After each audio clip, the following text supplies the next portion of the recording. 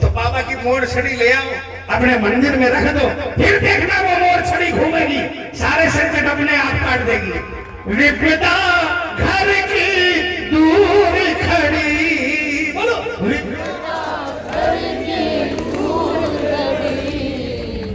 1989 में पहली बार मुझे बाबा ने खाटू बुलाया।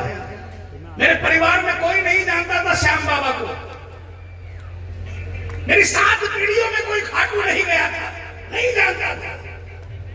जब पहली बार बाबा ने बुलाया, निशान लेकर गया कला भवन के साथ।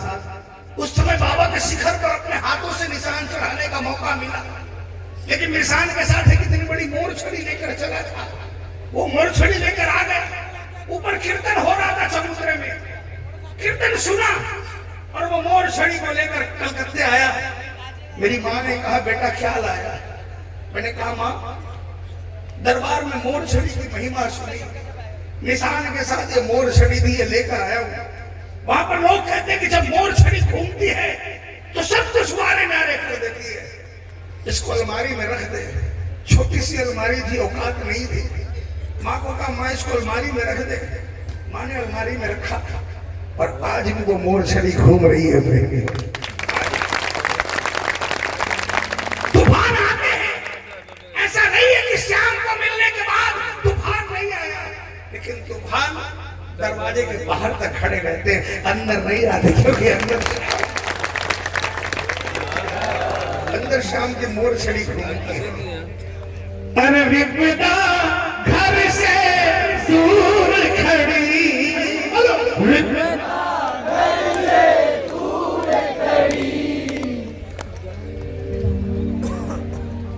गाड़ी मारी हाँकड़ियों, बन गयो मैं तो चाकरियो। गाड़ी मारी हाँकड़ियों, बन गयो मैं तो चाकरियो। अरे मालिक मारो सांवरियो, बन गयो मैं तो चाकरियो। देखो दरबार में हो सकता है 2-4 फैक्ट्रियों के मालिक बैठे होंगे, 2-4-5 लंबी गाड़ियों के मालिक बैठे होंगे, मर्सिडीज ऑडी दरवाजे पर खड़ी होगी।